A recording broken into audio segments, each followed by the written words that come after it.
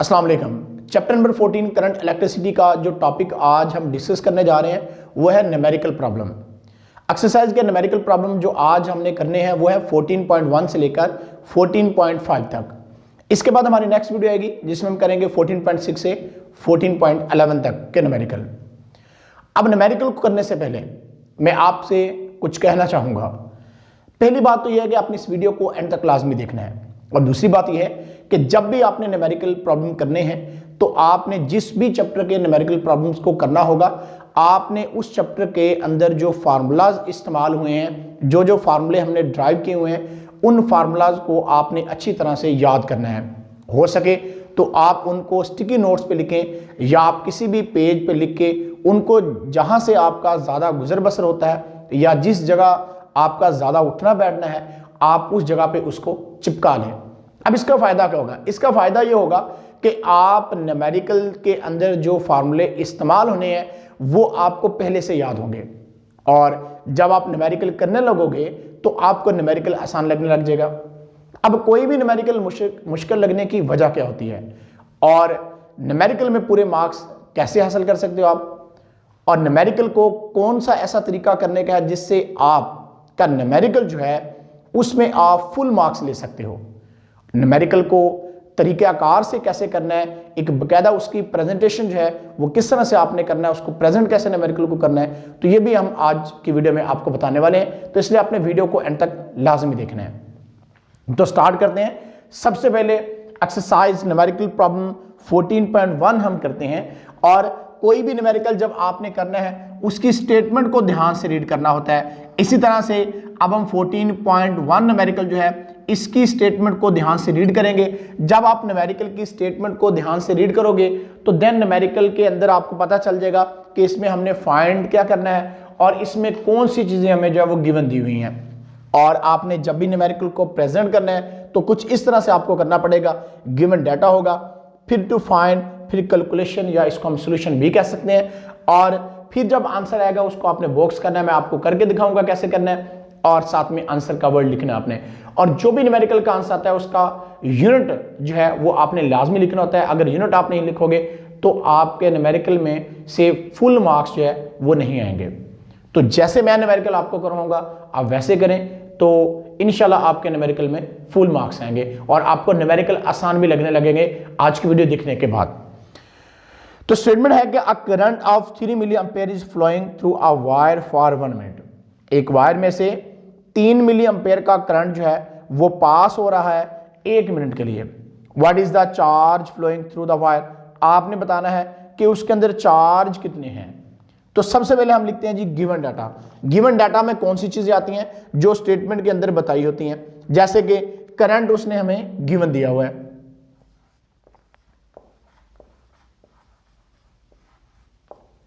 तो current I is equal to 3 milli ampere.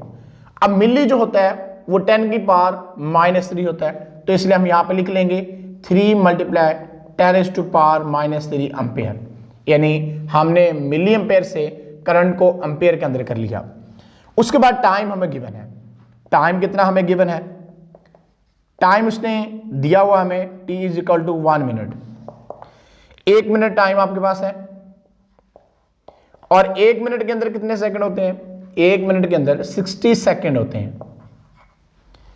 उसके बाद हम मालूम करेंगे कि इसमें चार्ज कितना फ्लो हो रहा है, तो चार्ज हमने Q यानी कि फाइंड आउट करना है।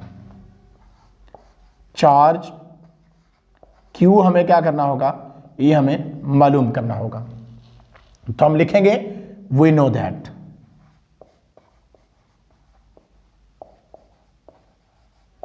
हम क्या जानते हैं? हमने करंट की डेफिनेशन पढ़ी थी, rate of flow of charge.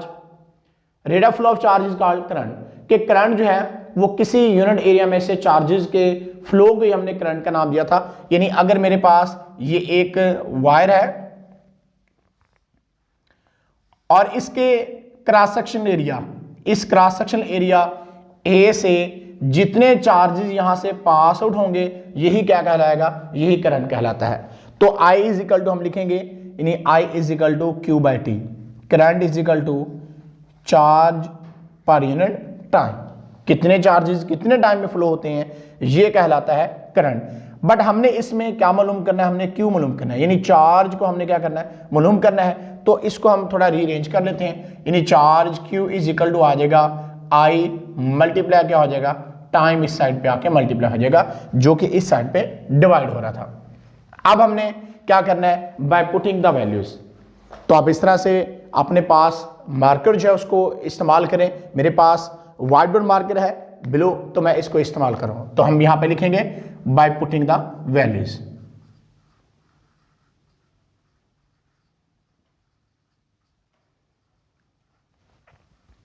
तो जब आप इसमें वैल्यूज लगाओगे, Q इज इक्वल टू आई कितना हमारे पास करंट 3 मिली एम्पेयर, जो कि एम्पेयर में हमने कन्वर्ट किया था 3 multiply 10 to power -3, 3 multiply 10 to power -3 multiply हमारे पास टाइम कितना है, टाइम हमारे पास 60 सेकेंड है, तो हम इसको भी लिख लेते हैं। बेशक 7 यूनिट भी आप लिखना चाहे तो लिख सकते हैं। तो ये आ गया हमारे पास 60 second. Charge Q is equal to हमारे पास आ जाएगा 3 मल्टीप्लाई 60 कर लें आप तो 180 आ जाएगा, मल्टीप्लाई 10 की पावर -3 आ जाएगा, और साथ में AS आ जाएगा। करंट का यूनिट एम्पेयर और टाइम का यूनिट सेकंड साथ में है। एम्पेयर सेकंड जो होता है ये कॉलम के बराबर होता है। तो Q इज इक्वल टू हमारे पास आ जाएगा 180 multiply 10 to power -3 coulomb. Charge का यूनिट कॉलम है, चार्ल्स अगस्टिन डी कॉलम के नाम पर इसका यूनिट रखा गया था, चार्ज का कॉलम, उसको आनर देने के लिए। अब आपने क्या करना है, अब हमारे पास आंसर आ चुका है, तो आप इसको इस तरह से करके बॉक्स कर दें और साथ में यहां पे आंसर का वर्ड भी लिख दें। तो इस तरह से हमारा न्यूमेरिकल प्रॉब्लम जो 4.1 कंप्लीट हुआ है। और जिस तरीका कार से हमने इसको किया है कि गिवन डाटा लिखा है, फिर हमने टू फाइंड लिखा हुआ है कि क्या चीज़ हमें मालूम करनी है, फिर कैलकुलेशंस की है। तो आप इसी तरह से न्यूमेरिकल को करिएगा, आपके इंशाल्लाह फुल मार्क्स आएंगे। न्यूमेरिकल प्रॉब्लम 14.2 की स्टेटमेंट है, at 1 lakh ohm how much current flows through your body if you touch the terminal of a 12 volt battery. अगर आपकी जो बॉडी है वो टच करती है टर्मिनल ऑफ बैटरी को जिसका पोटेंशियल 12 वोल्ट है और रेजिस्टेंस जो है वो 1 लाख ओम है, तो आपने उसमें बताना है कि करंट कितना फ्लो करेगा। यानी कि अगर रेजिस्टेंस जो है आपके जिस्म की रेजिस्टेंस जो है 1 लाख ओम हो और आप 12 वोल्ट की बैटरी के टर्मिनल को टच करते हो, तो आपके जिस्म से कितना करंट पास होगा। और दूसरा इसने साथ में बताया हुआ है, if your skin is wet, अगर आपकी जिल्द गीली है, आपका जिस्म गीला है, so that your resistance is only 1000 ohm, और रेजिस्टेंस 1000 ओम रह जाती है। How much current would you receive from the same battery, तो आपने बताना है कि जिस बैटरी का वोल्टेज 12 वोल्ट ही है, पोटेंशियल 12 वोल्ट ही है, तो आपने बताना है कि अब कितना करंट पास होगा। हमने आपको ये पहले कंडक्टर इंसुलेटर की वीडियोस के अंदर भी बताया था, करंट की वीडियो के अंदर भी बताया था कि जब इंसानी बॉडी खुश्क होती है तो उसकी रेजिस्टेंस ज़्यादा होती है, और बाय ओम लॉ हम जानते हैं कि अगर रेजिस्टेंस बढ़ जाती है तो करंट क्या हो जाता है, कम हो जाता है, और अगर रेजिस्टेंस कम हो जाती है तो करंट क्या होता था, बढ़ जाता था। तो इसी सिलसिले में ये हमारे पास न्यूमेरिकल प्रॉब्लम है। तो हम सबसे पहले इसके अंदर जो चीज़ें उसने गिवन दी हैं वो लिखते हैं कि क्या क्या हमारे पास गिवन है। तो सबसे पहले तो रेजिस्टेंस उसने गिवन दी हुई है हमें, तो हम लिख लेते हैं रेजिस्टेंस।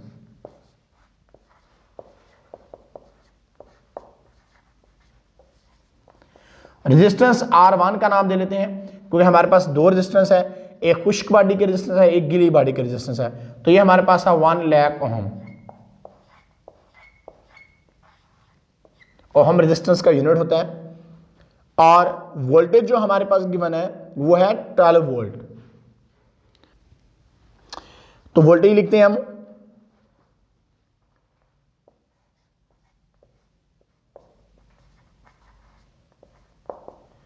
V हमारे पास 12 वोल्ट है। उसके बाद जी रेजिस्टेंस R2 दी हुई है हमें, जब वेट बॉडी है, गीली बॉडी है, तो उसके रेजिस्टेंस हम लिख लेते हैं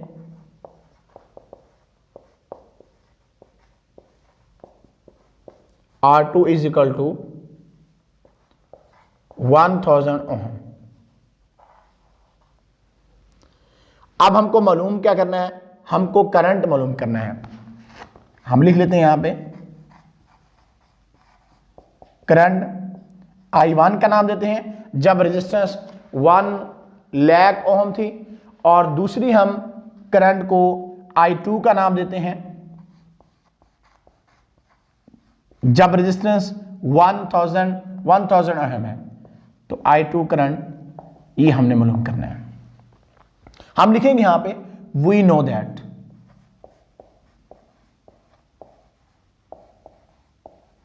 हम जानते हैं बाय ओहम लॉ, ओहम के लॉ के मुताबिक था कि पोटेंशियल जो होता है वो डायरेक्टली प्रोपोर्शनल होता है करंट के। पोटेंशियल बढ़ता है करंट बढ़ता है, पोटेंशियल घटता है तो करंट क्या होता है, घटता है या कम होता है, आप कह सकते हो। तो V इज इक्वल टू हमारे पास था फार्मूला हमने पढ़ा था वहां पे, V is equal to IR।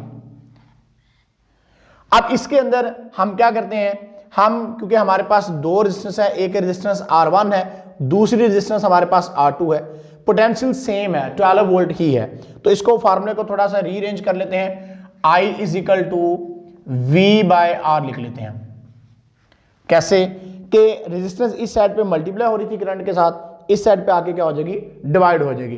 तो अब हम क्या नाम देते हैं, रेजिस्टेंस को हम R1 का नाम देते हैं और करंट को किसका नाम दे लेते हैं, हम करंट को I1 और रेजिस्टेंस को हम R1 का नाम दे देते हैं। इसी तरह से हमारे पास जो करंट I2 होगा वो इज इक्वल टू हो जाएगा फिर I2 is equal to V by R2।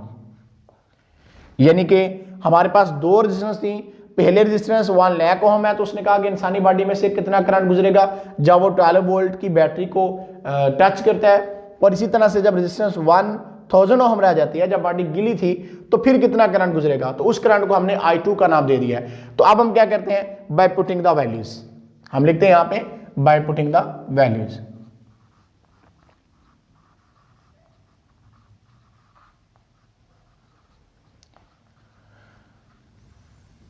तो वैल्यूज लगाते हैं हम यहां पे, I1 is equal to V 12 volt है, रेजिस्टेंस हमारे पास R1 जो है वो कितनी है, 1 लाख ओम है, तो हम यहां पे लिख लेते हैं 1 lakh ohm. I1 is equal to 12 divided by, इसको साइंटिफिक में लिखते हैं, जिसका पॉइंट कहीं नहीं होता उसका पॉइंट एंड पे होता है, तो पॉइंट को हम यहां से मूव करा लेंगे, 1 डिजिट 2 डिजिट 3 4 5, तो 1 मल्टीप्लाई 10 टू पावर हम क्या लिख सकते हैं, 5 लिख सकते हैं। अब 10 टू पावर ऊपर ले जाए तो I1 इज इक्वल टू आ जाएगा 12 मल्टीप्लाई 10 टू पावर -5।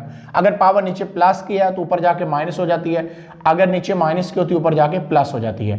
अब इसको हम थोड़ा सा और रीअरेंज कर लेते हैं, हम इसका भी पॉइंट, इसको भी साइंटिफिक में लिखते हैं, जिसका पॉइंट ये नहीं उसका पॉइंट एंड पे, इसका पॉइंट भी एक मूव करवा लेते हैं। तो ये हमारे पास आ जाएगा 1.2 multiply 10 to power 1 multiply 10 to power हमारे पास कौन सा होगा, ये वाला -5 लिख लेते हैं।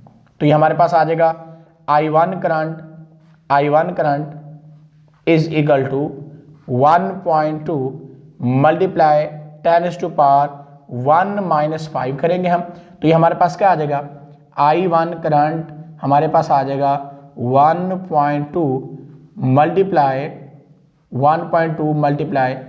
10 टू पावर -4, और साथ में हमें करंट का यूनिट लिखना पड़ेगा जो कि होता है एम्पेयर। करंट का यूनिट या कि कोई भी चीज़ आपने फाइंड किया उसका यूनिट लाजमी लिखा करें, इसके मार्क्स होते हैं, तो अगर आप ये नहीं लिखोगे तो आपके मार्क्स हट सकते हैं। इसको अब हम क्या करते हैं, बॉक्स कर देते हैं।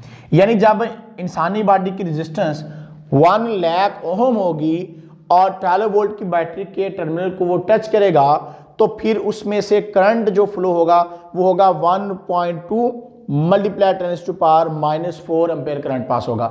इसी तरह से अब हम देखते हैं कि अगर रेजिस्टेंस 1000 ओम हो जाती है, यानी बॉडी गिली है इंसानी बॉडी, 12 वोल्ट की बैटरी को अगर वो टच करता है तो फिर करंट कितना पास आउट होता है। तो I2 इज इक्वल टू हमारे पास आ जाएगा, I2 is equal to V हमारे पास 12 वोल्ट है, रेजिस्टेंस हमारे पास कितनी है 1000 ओम है, तो 12 डिवाइडेड बाय, इसको साइंटिफिक में लिखते हैं, तो 1 मल्टीप्लाई 10 टू पावर 3 हो जाएगा। I2 इज इक्वल टू आ जाएगा 12 डिवाइड बाय, इसको आप ऐसे भी लिख सकते हैं 12 मल्टीप्लाई 10 टू पावर -3, ये प्लस की पावर ऊपर लेके गए माइनस की होगी। I2 इज इक्वल टू हमारे पास आ जाएगा इसको फिर से साइंटिफिक में लिखें, जिसका पॉइंट एन उसका पॉइंट एन पे एक पॉइंट मूव कर लें। 1.2 मल्टीप्लाई 10 की पावर कितना आ जाएगा 1 मल्टीप्लाई 10 की पावर कितना होगा -3। तो I2 इज इक्वल टू आ जाएगा हमारे पास 1.2 मल्टीप्लाई 10 रेज़ टू पावर 1 -3 और I2 हमारे पास आ जाएगा 1.2 मल्टीप्लाई 10 की पावर -2 एम्पेयर। इस तरह से हम इसको एक बार फिर लिख सकते हैं जरा, I2 is equal to 1.2 multiply 10 की पावर -2 एम्पेयर। और आपने यहां पे भी एक बार लिख लेना था bye putting the values, bye putting the values. और अब आपने क्या करना है, आपने अपने आंसर को क्या कर देना है, आपने अपने आंसर को बॉक्स कर देना है, जैसे कि मैंने यहां पे किया था। अब इसको भी आप क्या कर दें, यहां पे बॉक्स कर दें इस तरह से। तो इस तरह से न्यूमेरिकल प्रॉब्लम हमारा 14.2 जो है वो भी कंप्लीट हुआ। न्यूमेरिकल प्रॉब्लम 14.3 की स्टेटमेंट को अब हम रीड करते हैं। The resistance of a conductor wire is 10 mega ohm. Resistance of a conductor wire जो है, एक वायर के कंडक्टर वायर जो है उसकी रेजिस्टेंस 10 मेगा ओम है। If a potential difference of 100 volt is applied across its and, अगर इसके एंड्स के दरमियान जो पोटेंशियल का डिफरेंस है वो 100 वोल्ट हो, then find the value of current passing through it in milliampere. तो आपने करंट की वैल्यू फाइंड करनी है और वो भी आपने किस में फाइंड करनी है, मिलीएम्पेयर में। तो सबसे पहले हम लिखते हैं जी गिवन डाटा। गिवन डाटा में हमारे पास resistance of a conductor given है,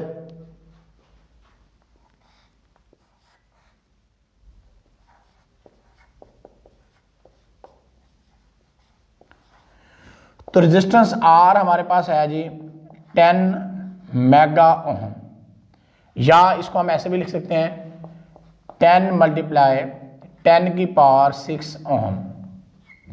10 मल्टीप्लाई 10 की पावर 6 ओम आ जाएगा, क्योंकि मेगा 10 की पावर 6 होता है।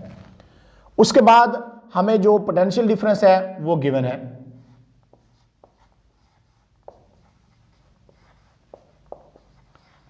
पोटेंशियल डिफरेंस जो हमें गिवन है, पोटेंशियल डिफरेंस V हमारे पास है जी 100 वोल्ट। तो अब आपने करंट जो है वो मालूम करना है मिली एम्पेयर में कितना है। तो हम लिख लेते हैं करंट,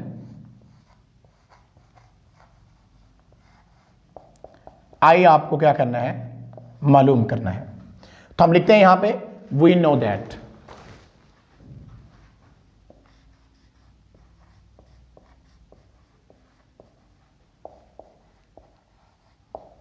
हम क्या जानते हैं, बाय ओम लॉ हमने पढ़ा था V is equal to I R. Ohm law के मुताबिक V इज इक्वल टू किसका था, I मल्टीप्लाई R, यानी करंट और रेजिस्टेंस का मल्टीप्लाई था हमारे पास। V जो है वो ये था हमारे पास। तो अब इसमें हमने मालूम क्या करना है, करंट मालूम करना है। तो हम करंट I एक साइड पर रख लेते हैं और इसको कर लेते हैं V बाय R, यानी कि हमारे पास करंट इस साइड पर रह गया, R रेजिस्टेंस इस साइड पे मल्टीप्लाई हो रही थी, इस साइड पे आके हमारे पास क्या हो गई है, डिवाइड हो गई है। तो अब हम क्या लिखेंगे, अब हम लिखेंगे bye putting the values,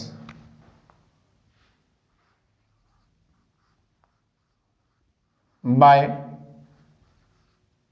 putting the values. हम इसकी वैल्यूज जो है ये कीमतें हम लगाते हैं। तो I इज इक्वल टू हमारे पास होगा जी, I is equal to potential हमारे पास है जी 100 वोल्ट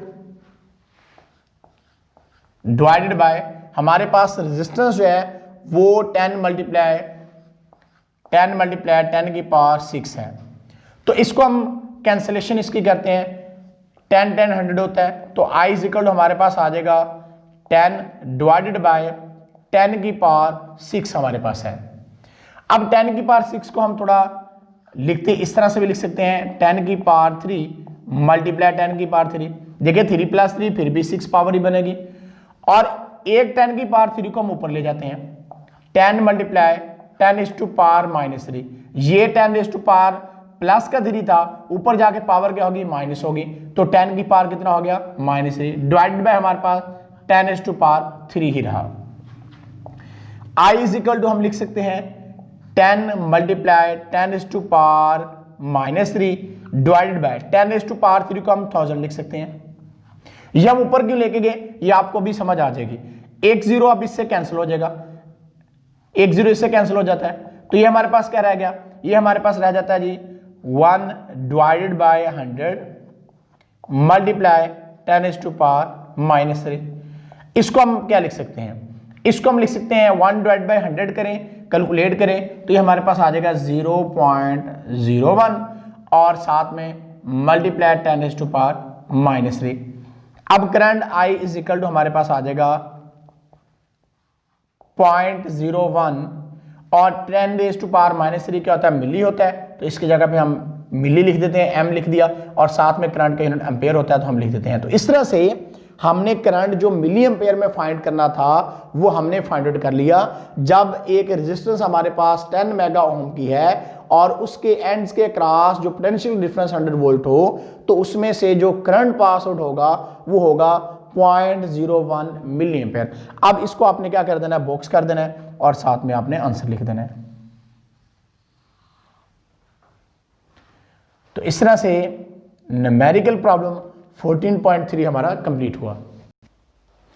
न्यूमेरिकल प्रॉब्लम 14.4 की स्टेटमेंट है, by applying potential difference of 10 volt across a conductor, एक कंडक्टर के क्रॉस 10 वोल्ट का पोटेंशियल डिफरेंस अप्लाई किया है, अ current of 1.5 ampere pass through it, और उसमें से 1.5 एम्पेयर का करंट पास हो रहा है। How much energy would be obtained from the current in 2 minute, आपने ये बताना है कि कितनी एनर्जी हासिल होगी 2 मिनट के अंदर।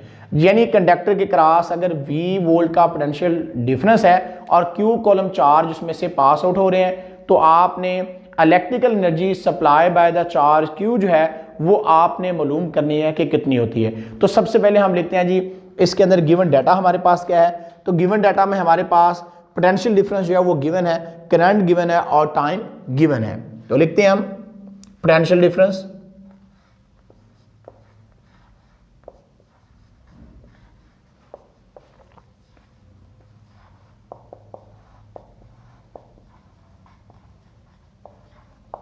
पोटेंशियल डिफरेंस V हमारे पास है 10 वोल्ट, और इसी तरह से जो करंट हमारे पास है,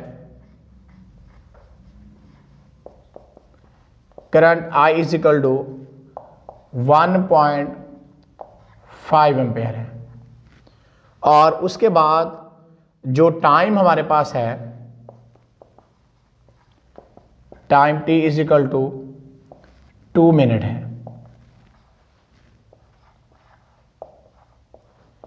अब 1 मिनट के अंदर 60 सेकंड होते हैं, तो इसका मतलब 2 मल्टीप्लाई हम 60 कर देंगे तो हमारे पास 120 सेकंड्स आ जाएगा, 120 सेकंड्स हमारे पास टाइम आ जाएगा।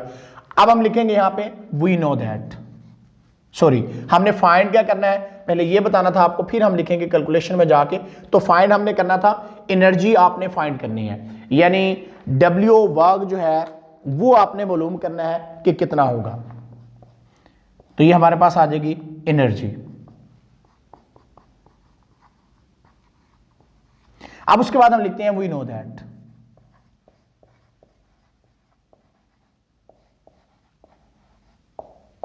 हम क्या जानते हैं, हम जानते हैं कि अगर V वोल्ट का पोटेंशियल डिफरेंस है अक्रॉस द एंड और Q कॉलम चार्ज उसमें से पास आउट हो रहे हैं, तो electrical energy supply by the Q charge जो होगी हमारे पास वो इज इक्वल टू होगी W is equal to QV, इसके बराबर होगी। अब हम जानते हैं कि इसको हम थोड़ा फिर रीअरेंज करते हैं, W इज इक्वल टू हमारे पास है QV, और करंट I हमने पढ़ा था I इज इक्वल टू होता है Q बाय T। जब I इज इक्वल टू आपके पास Q बाय T है, तो अगर आपने Q इसमें से मालूम करना होगा तो आपको क्या करना पड़ेगा, I मल्टीप्लाई T करना पड़ेगा। तो हम यहां पे लिख सकते हैं W is equal to I multiply T multiply V। अब देखें आपके पास V भी आ गया, I भी आ गया और टाइम भी आपके पास आ गया है। तो अब हम क्या लिखते हैं, बाय पुटिंग द वैल्यूज, यानी अब हमने क्या करना है, कीमतें लगानी है। हम यहां पे लिख लेते हैं bye putting the values.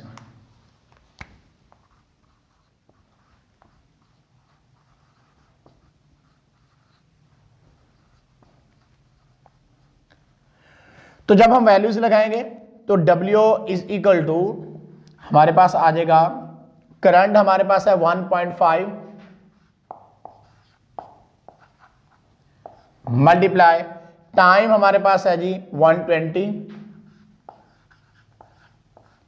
Multiply potential हमारे पास है 10 वोल्ट। तो अब इसको हम क्या करते हैं, मल्टीप्लाई करते हैं, यानी कैलकुलेशन इसकी हम अब करते हैं। तो ये हमारे पास है 1.5 मल्टीप्लाई 120 मल्टीप्लाई 10, तो ये हमारे पास आ रहा है जी 1800 हमारे पास आ गया। ये हमारे पास आएगा जी 1800 और साथ में एनर्जी का यूनिट जॉल होता है तो जॉल लिख दिया।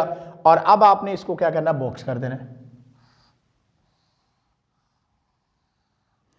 तो इस तरह से हमारा न्यूमेरिकल प्रॉब्लम 14.4 जो है वो कंप्लीट हुआ।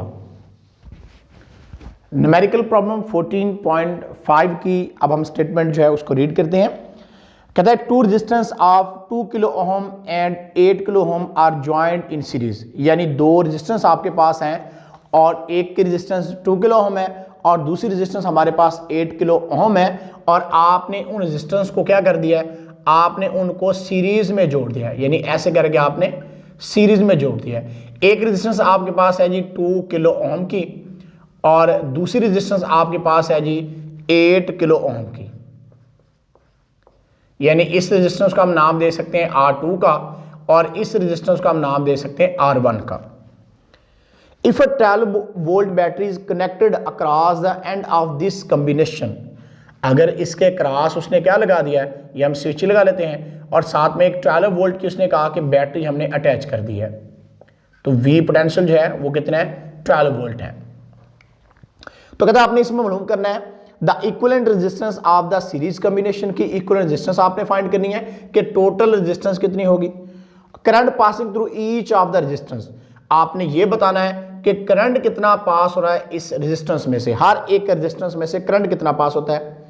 और तीसरी चीज क्या था, the potential difference across each resistance, हर रेजिस्टेंस के क्रॉस आपने क्या करना है, पोटेंशियल डिफरेंस भी मालूम करना है। तो गिवन डाटा में हमारे पास रेजिस्टेंस गिवन है, हम लिख लेते हैं यहां पे resistance R1 is equal to 2 kilo ohm, 2 multiply 10 की पावर 3 ओम आ गया। और रेजिस्टेंस हमारे पास R2 जो है वो है 8 किलो ओम, तो इसको हम लिख सकते हैं किलो 10 की पावर 3 होता है, तो 10 की पावर 3 ओम लिख दिया। सॉरी यहां पे 8 लिखना है आपने, 8 मल्टीप्लाई 10 की पावर 3 ओम आ गया। अब उसके बाद इसने वोल्टेज जो बैटरी का वो दिया हुआ है, यानी बैटरी का वोल्टेज या पोटेंशियल भी आप इसको कह सकते हो,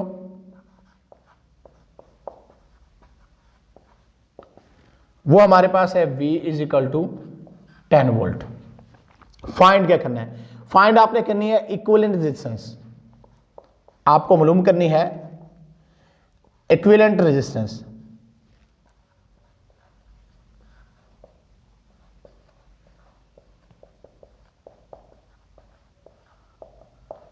आर इक्विवेलेंट रेजिस्टेंस आपने क्या करनी है, इसमें मालूम करनी है। अब दूसरी current passing through each of the resistance, आपने करंट जो है वो मालूम करना है, ईच रेजिस्टेंस में से करंट कितना पास हो रहा है वो भी आपने बताना है कि करंट कितना पास होगा। Current passing through each resistance,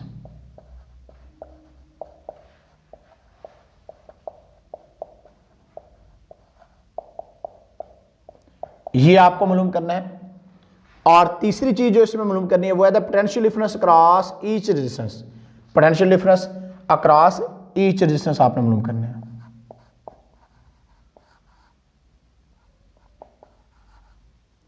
potential difference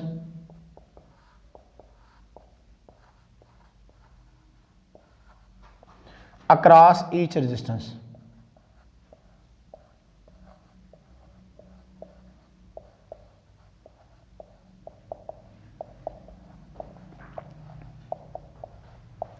वो भी आपको क्या करना है, मालूम करना है। यानी potential difference across each resistance आपको मालूम करना है, जो कि हमारे पास होगा यानी V1 आपको मालूम करना है, और दूसरी चीज आपको जो है V2 जो है वो भी मालूम करना है। यानी एक V1 आपने मालूम करना है और दूसरा क्या आपने मालूम करना है, V2।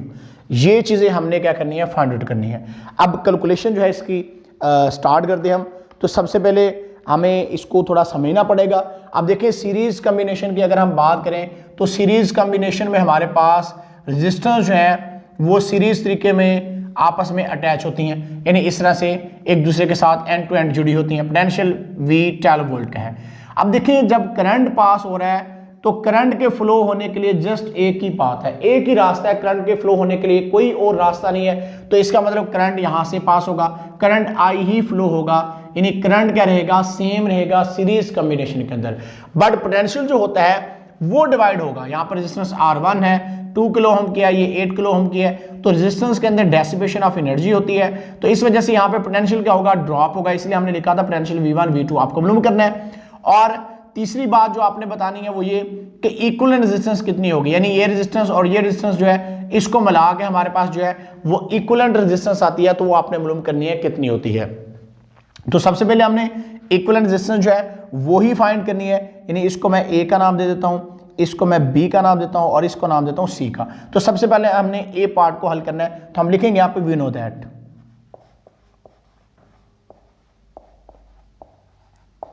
हम क्या जानते हैं कि सीरीज कॉम्बिनेशन के अंदर जो हमारे पास इक्विवेलेंट रेजिस्टेंस होती है R इक्विवेलेंट, वो इज इक्वल टू होगी R1 प्लस R2 के, R1 प्लस R2 के। अब इसमें हम क्या करते हैं, इसमें हम वैल्यूज लगाते हैं। R1 हमारे पास कितना है, R1 हमारे पास है 2 किलो ओम, प्लस हमारे पास R2 कितना है, 8 किलो ओम है। तो ये कितना आ गया हमारे पास, 10 किलो ओम आ गया। इसको हम ओम में लिख सकते हैं, तो R इक्विवेलेंट रेजिस्टेंस हमारे पास आ जाएगी 10 मल्टीप्लाई 10⁻³ ओम के बराबर है जी, क्योंकि किलो 10 की पावर 3 होता है। अब इसको हम क्या करते जाते हैं, हाईलाइट करते जाते हैं साथ साथ। जब इसको हाईलाइट कर देंगे तो हमें पता लगता जाएगा ये चीज हमने फाइंड आउट कर ली है। ये थोड़ा इसके साथ मिक्स हो गया, इसको दोबारा लिख देता हूं मैं जरा। ये हमारे पास R2 है। यानी सीरीज कॉम्बिनेशन में इक्विवेलेंट रेजिस्टेंस फाइंड करनी कोई इतना मुश्किल काम नहीं है कि आपके पास जितनी भी रेजिस्टेंस है उन सबका क्या कर दो, आप सम कर दो। तो इस तरह से आप इक्विवेलेंट रेजिस्टेंस जो है उसको आसानी के साथ क्या कर सकते हो, फाइंड आउट कर सकते हो। तो अब दूसरा जो इसका पार्ट है यानी B पार्ट है, उसमें हमने मालूम करना है करंट को, कि current passing through each resistance जो है वो हम मालूम करेंगे कितना है।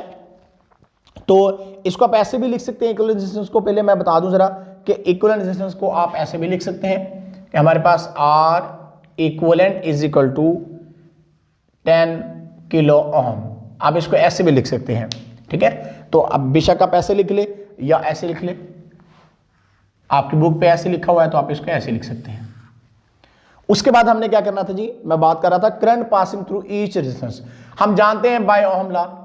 बी पार्ट करने जा रहे हैं, पहले ए पार्ट हमने किया है, यहां पर मेंशन कर देता हूं जरा ये चीज। तो बी पार्ट के अंदर हम लिखेंगे by Ohm's law, by Ohm's law.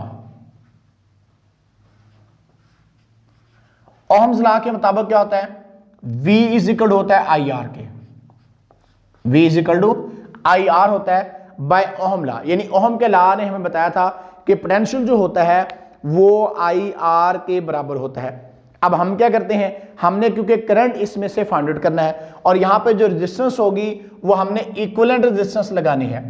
यहां पे मैं लिख देता हूं कि आपने रेजिस्टेंस जो लगानी है वो इक्विवेलेंट रेजिस्टेंस लगानी है। करंट अगर आपको मालूम करना होगा तो करंट इस साइड पर आ जाएगा, पोटेंशियल डिवाइडेड बाय हम क्या कर देंगे R इक्विवेलेंट रेजिस्टेंस कर देंगे। अब पोटेंशियल आपके पास कितना है, पोटेंशियल आपके पास है जी 10 वोल्ट। आप लिख लें यहाँ पे 10 वोल्ट डिवाइडेड बाय रेजिस्टेंस हमारे पास कितनी है, इक्विवेलेंट रेजिस्टेंस हमारे पास है 10 मल्टीप्लाई 10⁻3, 10 मल्टीप्लाई 10⁻3 हमारे पास है। अब ये वाला 10 इस 10 से कैंसिल हो जाएगा, करंट इज इक्वल टू हमारे पास आ जाएगा 10 ऊपर चला जाएगा 10⁻³ और साथ में करंट का यूनिट एम्पेयर होता है। अब 10⁻³ क्या होता है, मिली होता है। 1 मिली के इज इक्वल टू है, हम लिख सकते हैं I is equal to 1 milliampere. और इसको आप क्या कर दें, आप इस तरह से करके इसको बॉक्स कर दें। तो इस तरह से इसका बी पार्ट भी हल हो गया। अब इसका हम जो है वो सी पार्ट है, अब वो हम करते हैं, जिसमें उसने पूछा था कि आपने बताना है potential difference across each resistance. हर रेजिस्टेंस के अक्रॉस जो है वो पोटेंशियल डिफरेंस जो है आपने बताना है कि हर रेजिस्टेंस के अक्रॉस जो है वो पोटेंशियल डिफरेंस कितना होगा। तो बाय ओहम लॉ ही इसको हम करेंगे। हम V1 पोटेंशियल लिख लेंगे। करंट क्योंकि सीरीज कॉम्बिनेशन के अंदर सेम रहता है तो करंट वैसे रहेगा। रेजिस्टेंस को हम R1 और R2 का नाम दे सकते हैं। तो हम लिख लेते हैं यहां पे सी पार्ट हम करने जा रहे हैं बाय ओहम्स लॉ। तो ओहम लॉ के मुताबिक क्या है, ओहम लॉ के मुताबिक होता है V is equal to I R. V is equal to I R. अब करंट मैंने बोला कि करंट सीरीज कॉम्बिनेशन के अंदर क्या रहेगा, सेम रहेगा, क्योंकि करंट के फ्लो होने के लिए एक ही पाथ होता है, एक ही रास्ता है करंट के फ्लो होने के लिए। पोटेंशियल हम लिखते हैं V1 is equal to I multiply R1 लिख देते हैं, क्योंकि रेजिस्टेंस R1 के क्रॉस हम जो है पोटेंशियल देखना चाह रहे हैं। तो V, अब इसमें क्या करेंगे हम लिखते हैं यहाँ पे, क्योंकि पोटेंशियल डिफरेंस हमने फाइंड करना है, तो हम लिखेंगे bye putting the values, bye putting the values. जब हम वैल्यूज लगाते हैं तो फिर हमारे पास V1 किसके बराबर आएगा, देखिएगा जरा। V1 is equal to current हमारे पास कितना है, करंट हमारे पास है जी, करंट हमारे पास है 1 मिली एम्पेयर है। करंट हमारे पास 1 मिली है, 1 मिली एम्पेयर है, मल्टीप्लाई, और हमारे पास रेजिस्टेंस R1 जो है वो 2 किलो ओम है। रेजिस्टेंस R1 हमारे पास 2 किलो ओम है। तो V1 इज इक्वल टू आ जाएगा 1 मल्टीप्लाई 10⁻⁻3, क्योंकि मिली 10⁻³ होता है। 2 मल्टीप्लाई 10⁻⁻ कितना आ जाएगा, 3 आ जाएगा, और साथ में क्या आ जाएगा, ओम आ जाएगा, क्योंकि किलो 10⁻³ होता है। इनको एक जगह पे हम क्या करते हैं, इकट्ठा कर लेते हैं, ये एम्पेयर साथ आ जाएगा। अब इनको जब एक जगह पे हम इकट्ठा करेंगे तो ये हमारे पास बन जाएगा 1 मल्टीप्लाई 2 आ जाएगा, मल्टीप्लाई 10⁻³ प्लस 3, और साथ में एम्पेयर ओम आ जाएगा हमारे पास। अब ये वाले क्या हो जाएंगे, कैंसिल हो जाएंगे, तो ये हमारे पास V1 किसके इज इक्वल टू आ जाएगा, ये आ जाएगा 2, और एम्पेयर ओम जो होता है हमारे पास ये वोल्ट के बराबर होता है, तो इसलिए हम यहाँ पे क्या लिख सकते हैं, वोल्ट। तो इस तरह से V1 पोटेंशियल यानी रेजिस्टेंस जो R1 है इसके क्रॉस जो पोटेंशियल V1 था वो हमने मालूम किया है कि वो होता है 2 वोल्ट का पोटेंशियल है। यानी V1 जो हमारे पास पोटेंशियल है वो रेजिस्टेंस R1 के क्रॉस है कि R1 के क्रॉस जो पोटेंशियल है वो 2 वोल्ट का या 2 वोल्ट का है। अब हम पोटेंशियल फाइंड करते हैं R2 के क्रॉस, रेजिस्टेंस R2 के क्रॉस जो है वो हम पोटेंशियल फाइंड करते हैं। तो वैसे हम करेंगे, हम लिखेंगे by Ohm law V is equal to क्या होता है, आई आर होता है, V is equal to I R होता है। और जब हमें पोटेंशियल V2 मालूम करना है तो हम यहाँ पे V2 लिख देंगे। करंट सेम रहता है सीरीज कॉम्बिनेशन में, और रेजिस्टेंस हम यहाँ पे क्या लिख देंगे, R2 लिख देंगे। करंट हमारे पास कितना है जी, करंट हमारे पास वैल्यूज को पुट करने के बाद हमारे पास करंट जो आ रहा है, करंट 1 मिली एम्पेयर था, तो 1 मल्टीप्लाई 10⁻³ लिख देते हैं, क्योंकि मिली 10⁻³ होता है, जैसे यहाँ पे मैंने आपको बताया था। तो आपने ऐसे ही इसको करना है। ये 3 मैं जरा ठीक करके लेता हूँ, 10⁻³ एम्पेयर। और रेजिस्टेंस R2 हमारे पास 8 किलो ओम है, तो इसको लिख देता हूँ 8 मल्टीप्लाई 10⁻³ ओम लिख देता हूँ, क्योंकि किलो 10⁻³ होता है।